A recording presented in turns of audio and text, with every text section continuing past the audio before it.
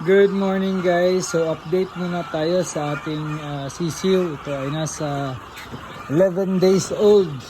Pero under pa rin sila sa kanilang brooding time, no? So